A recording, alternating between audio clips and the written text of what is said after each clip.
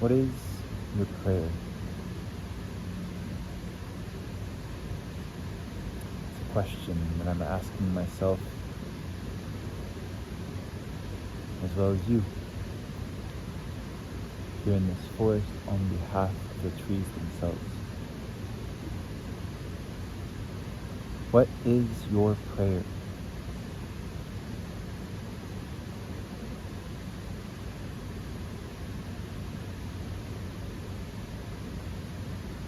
For several years now, if not my whole life,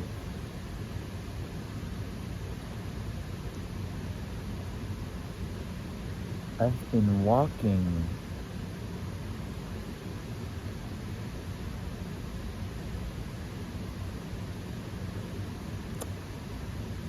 with unclear aims,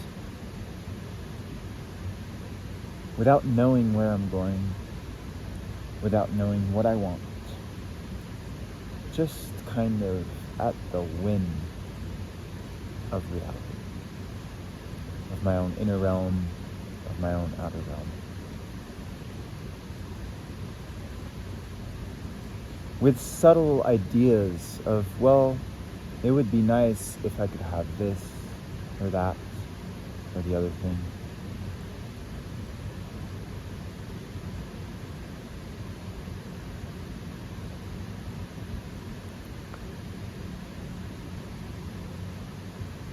But as I was walking through these woods,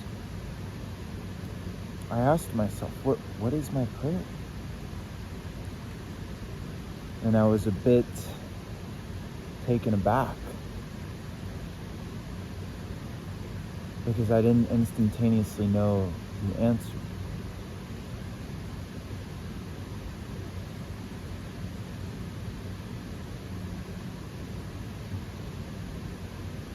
I have prayers which I send out to the world, to God, to Goddess, and the powers that be, aligned with truth. But I'm talking about my prayer, the prayer with which I walk through reality, around which my reality can then bend.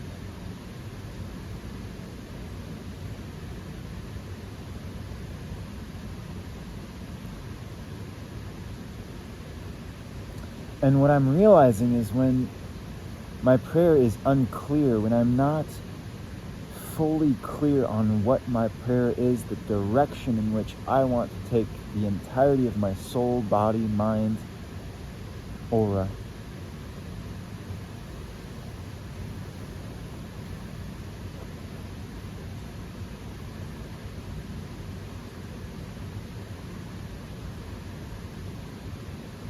then I end up walking in a purgatory of my own making, a purgatory of indecision, a purgatory of aimless wandering.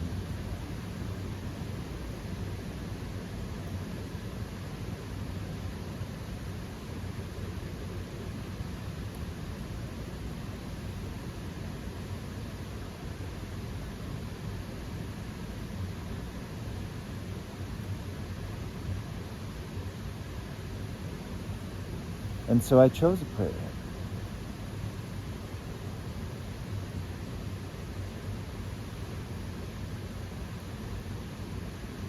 My prayer is to heal my heart so that my heart can open and be a more luminous, free, divinely aligned, soft, beautiful, full, loving, and expansive embodiment of divine being.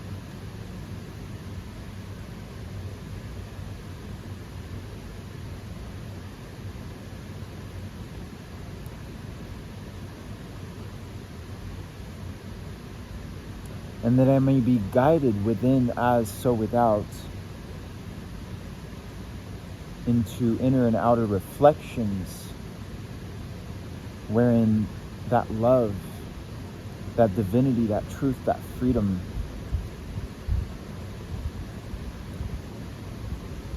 I can willfully choose with my sovereign will, with my sovereign power. Pray.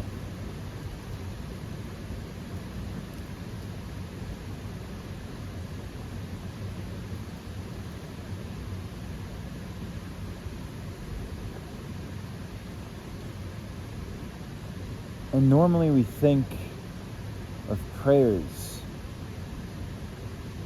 as things that are in God's hands, which they are. They're fully in God's hands.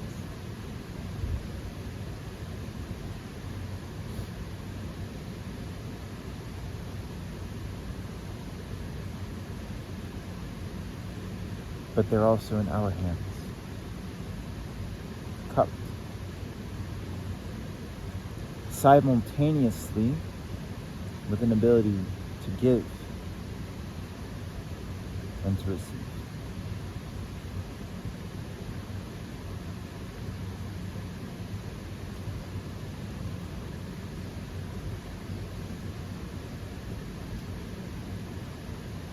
And what I realized is that the part of my prayer which is in my own hands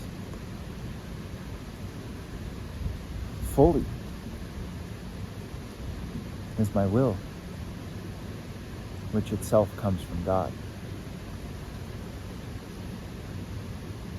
which itself contains within it the power to transcend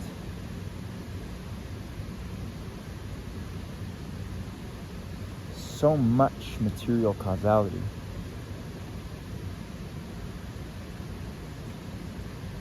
As to reorient reality itself into a higher version of itself, more aligned with truth, more aligned with divinity, more aligned with God, more aligned with freedom, more aligned with my soul.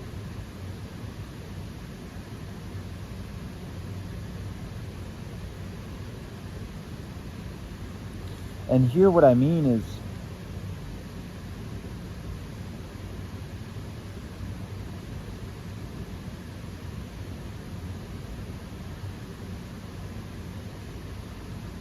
I'm speaking of myself specifically, but we all have this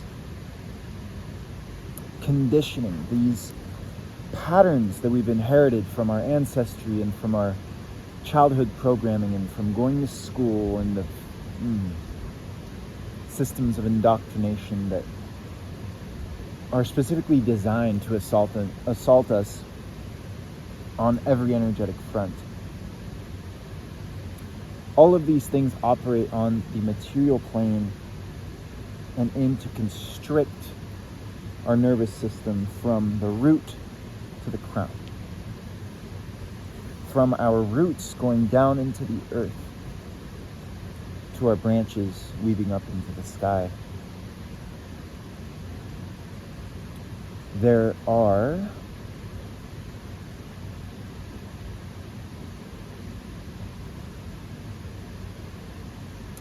causal chains of material programming. Perhaps immaterial too, I'm not sure. The material-immaterial dichotomy is not the most useful here. What matters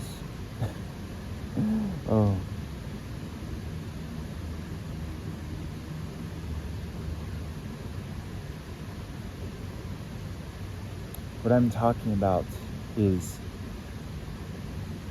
causal chains which have enmeshed themselves within the materiality of our beings. And in the realm of causality, it's like, okay, if you swing a pendulum this way, then the ball is going to, that one Newton's balls, if you hit it, then the balls are going to swing.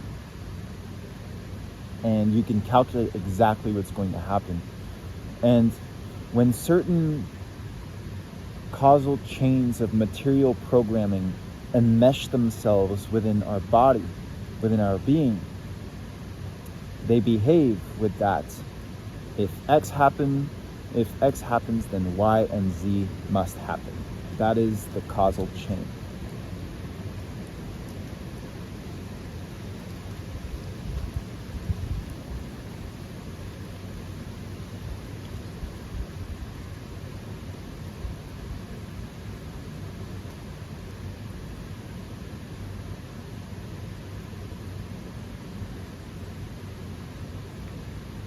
And the thing about free will, which comes from God, is it can actually insert itself into that causal chain and say, actually, we're going to negate it and we're going to redirect it. Free will has the power to come into the body, witness these causal chains of materiality and habituation and addiction, and say, no, this stops. I am going to choose something else instead. The craving for a cigarette shows up. It is recognized, and the will says, I feel this. I feel this causal chain of materiality within my being. I feel it calling me towards a particular behavior, but I'm going to choose something else because I don't want to do this anymore.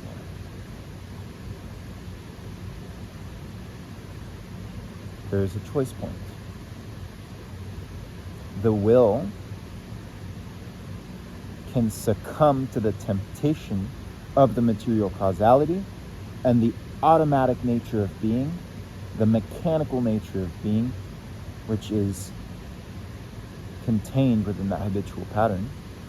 Or it can choose to transcend it and say, actually, with my God-given sovereign will, I choose to renounce not just that pattern itself, but then also the entire chain of material causality with which it is enmeshed. Maybe not the entire one, because you could then argue, quote unquote, that all of material causality is to be transcended. Maybe that's what we ought to do. Maybe that's what the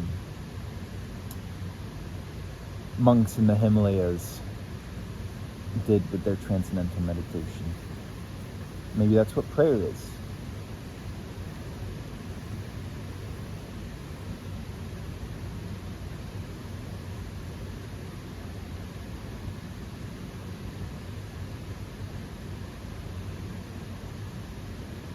But that's not here what I'm trying to ponder. Here what I'm talking about is choosing to step away from one causal chain of materiality and creating a different one that feels more aligned, that feels more liberating, that feels less like a chain and more like a pair of wings. Feels more like an open heart. Feels more like a forest, a stream, fluidity, beauty, the luminosity of stars.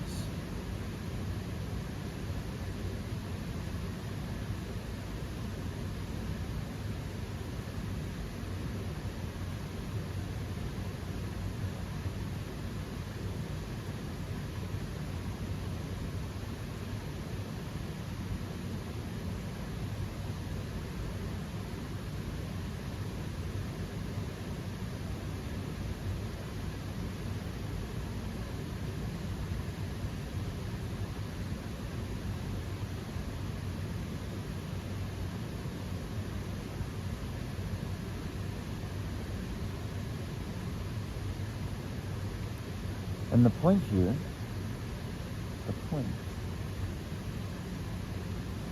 is that, oh my goodness,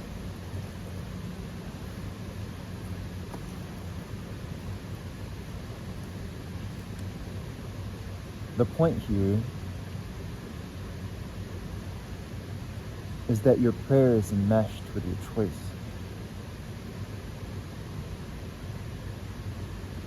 And as you walk in the world and you decide, this is my prayer,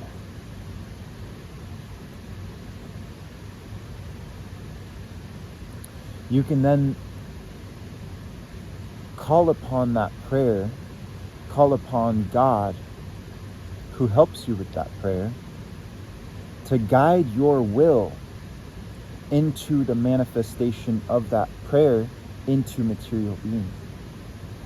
If my prayer is for the healing of my heart, for the renunciation of all of the patterns of falsity which weigh my heart down, and the supplanting of all those patterns with new ways of being, which feel uplifting, which feel soul rejuvenating, which feel like life and truth and sovereignty and freedom, and to ripple outward with that authenticity and truth and divinity in the world, if that is my prayer,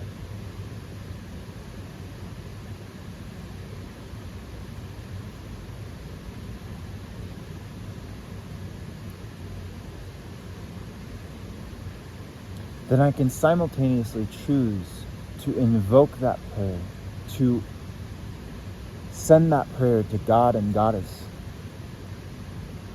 On one hand, to just speak it aloud, to use my breath to breathe it into being, to breathe it into sonorous material sounds, which then intersects and interacts with the rest of my material surroundings.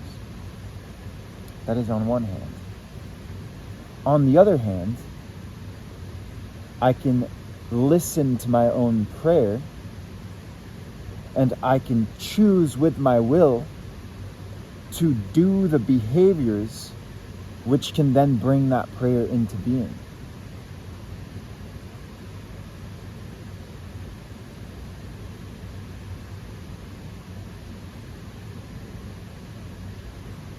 What that looks like for me personally, I am aware that sometimes I find myself scrolling too long on my phone in ways that feel like they weigh me down and they co-create the very reality which I wish to avoid, which I wish to walk away from.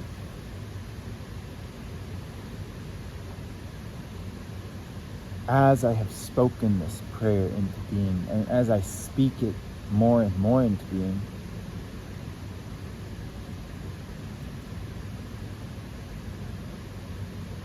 if and when I find myself embodying that old pattern of just scrolling mindlessly,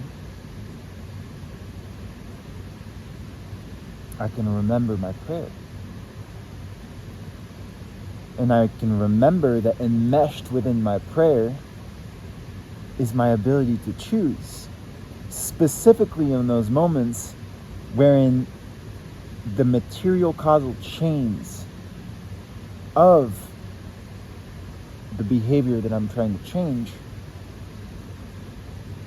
are presenting themselves to my awareness and to my will. And that within that moment I can notice, do I want to stay within this pattern, or do I want to choose a different one?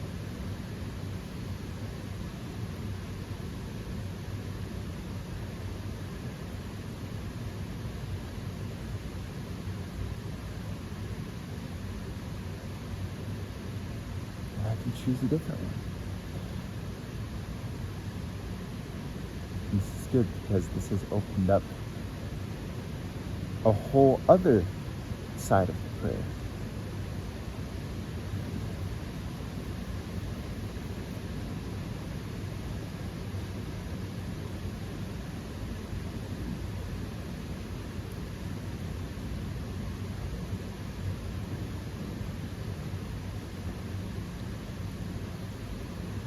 Which is that when you choose to renounce some kind of programming within yourself, some kind of version of yourself which is ready to be released,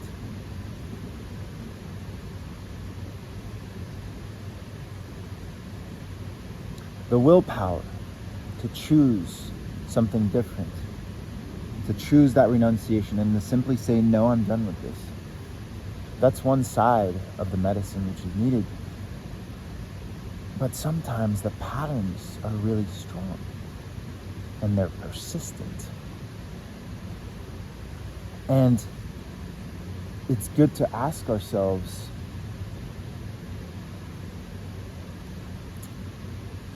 on one hand, to ask ourselves intellectually, spiritually, just inquisitively, what is at the root of this pattern? And that might be the beginning to start just kind of pondering it. But then something that ought to happen is to feel somatically what this pattern is rooted in. Where does it come from?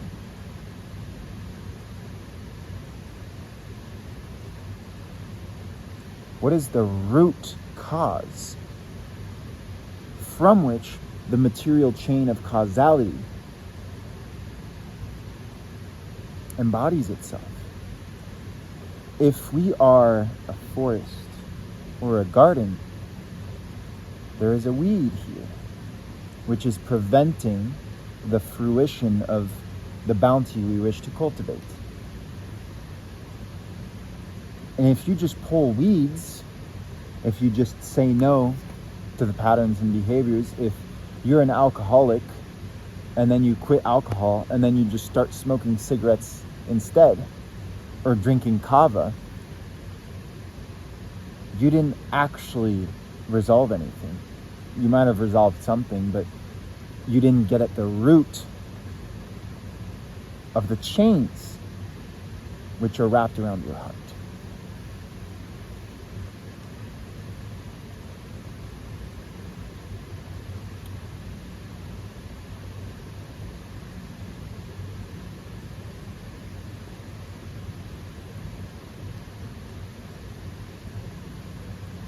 So how can you use your prayer and how can you use your will to then dive inward into the root cause of your karmic chains?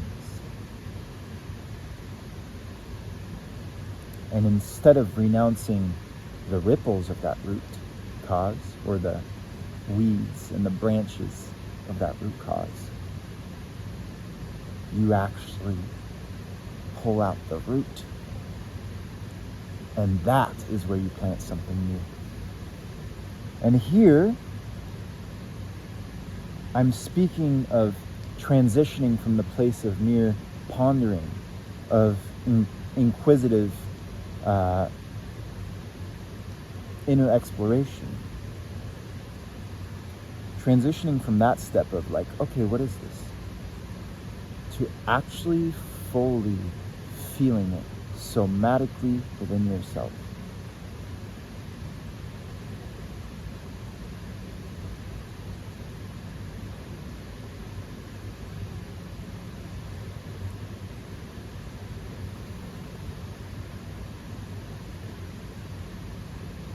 Because your body is a somatic system of divine intelligence, which is as much an embodiment of your will and God's will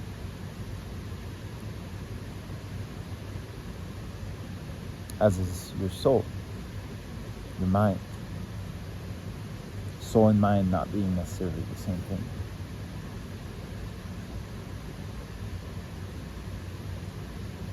All true versions of yourself, including your body, which were created by God, contain that divine intelligence within them. So I'm not in the realm of saying that all materiality is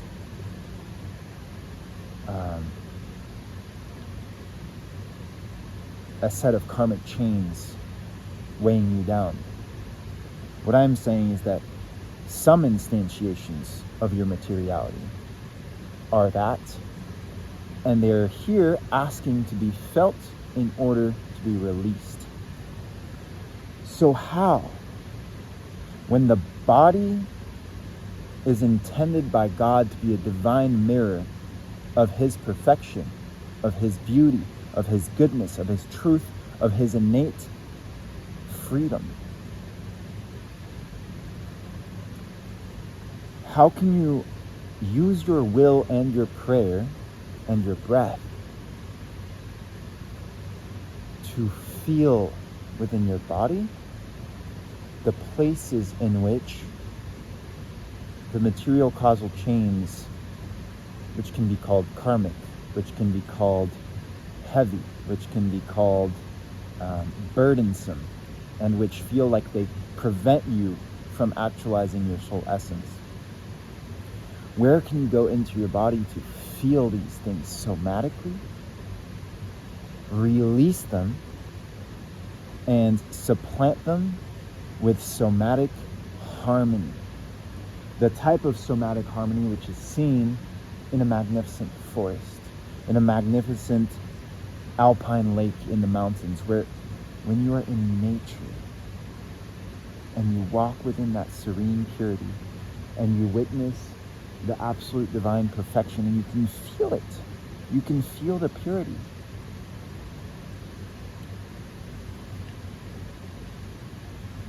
How can your body temple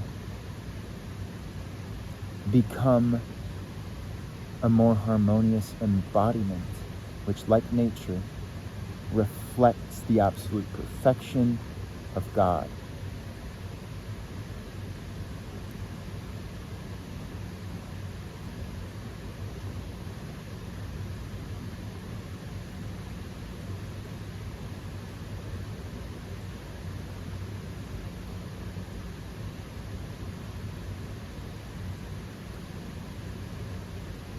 And I'm asking the question while I've already given the answer, and I'm going to recapitulate it here. Prayer, will, and feeling. You can ask yourself, what is my prayer? How is my will enmeshed with that prayer, and how can my will help me bring that prayer into material reality? And third, follow the guidance of those questions somatically into your body. And in those moments where the patterns which you're wishing to renounce with your prayer and supplant with more divinely aligned somatic truth, those are the moments when you can dive into your root causes of karmic suffering. Feel them and alchemize them into your soul's highest calling.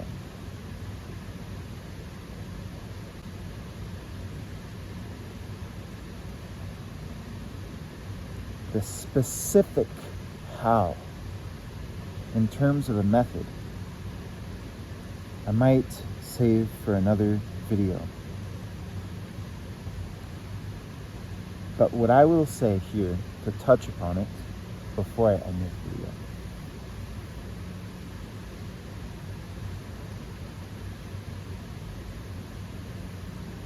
is that those moments wherein I find myself scrolling and I choose instead, I don't want to be scrolling right now. I want to be a writer. I'm going to write. My writing is a way for me to ask, I was just scrolling. Why? And to ask my body, where in my body do I feel the need to scroll right now? What part of me is trying to engage in this behavior that I don't actually enjoy engaging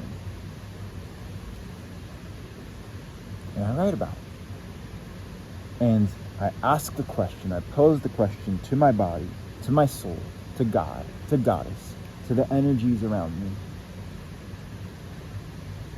And then I sit, I wait, and the answer comes. And it comes in the form of words, and the words guide me into a somatic space. And then I move my body. And I feel within my body the places where it feels like there's some misalignment. Oh, this needs to move a little bit. This needs some realignment. Oh, and maybe I can breathe into it. Maybe I can envision myself holding that part of my body, loving that part of my body, praying recalibration into that part of my body, willfully reorienting and rearranging that part of my body in accordance with divinity.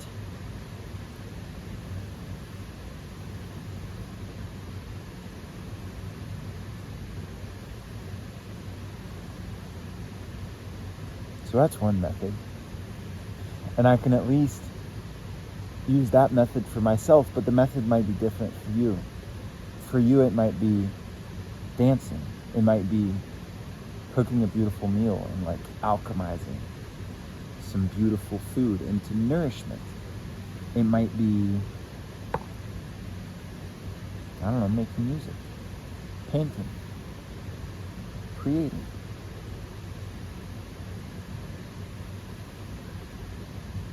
That's for you to discover. And so I ask you, how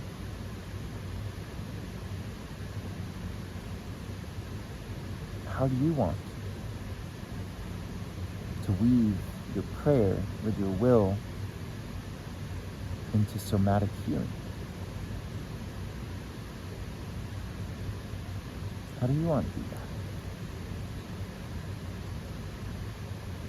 Because you get to choose for yourself. And I get to choose for myself.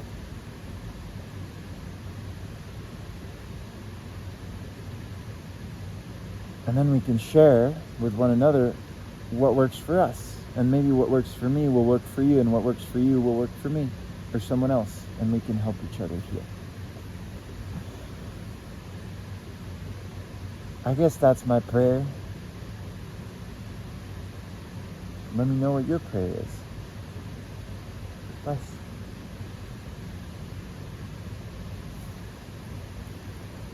Woo! Oh my God.